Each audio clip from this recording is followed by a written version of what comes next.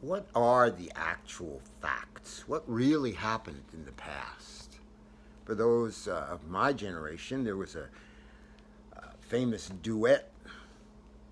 I remember it well, sung by Maurice Chevalier, Hermione Gingold in the movie Gigi. It's a perfect example of memory, how subjective memory can be. In that song, an elderly couple reminisce about the day that they met, the night that they met. In essence, they cannot agree on anything: the color of the gown she wore, whether the moon was shining or not, what day of the week it was, etc. The last lines of the song, the takeaway is that the feeling of falling in love, of still being in love, is the dominant emotion. And the rest, in the bigger picture, is relatively inconsequential.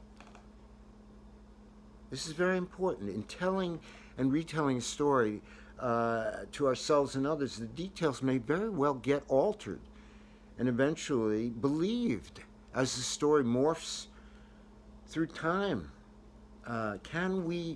Here's an important question: can we rewrite a piece of our history?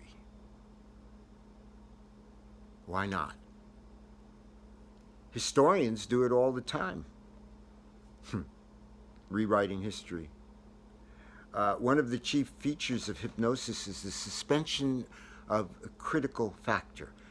A good hypnosis session can engage the imagination to reimagine the events in our stories. We can create a new meaning. The events and impressions of a lifetime are grouped in meaningful relationships. In and of themselves, they have no intrinsic meaning. It is only in how they relate to each other that they begin to take on significance. For instance, a leaf falls from a tree. A fox crosses the road. A person smiles. An ocean wave deposits a starfish on the beach. These are bare facts. As our mind begins to assemble them into a story, into some meaning, we seek relationship. There's an automatic search for how they're connected, as well as for more information. Stories start to emerge from the gathering of details. It seems as if the unconscious is the level of mental activity where archetypal images and patterns are stored and noted.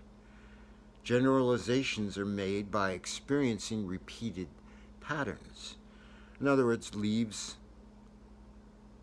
commonly fall in the autumn. Therefore, when a leaf is observed falling, an immediate cross-reference is made. So think about some of the assumptions that are made. Here's another exercise. We talked about telling some problem stories. So here, see if you can go and tell a story and change an actual historical story and intentionally change some of the details. Change the sequence. Change what happened. Make it up. Pretend that you have the ability to rewrite this story in some one significant way. Have fun with that. Again, if you have a practice partner or talking to yourself or writing to yourself, tell or write a personal anecdote when you, in your life, when you triumphed over adversity. And if you can't think of one, change a story. When you had an unbelievable stroke of good luck. A story of inspiration from a teacher, friend, or employer who was a role model.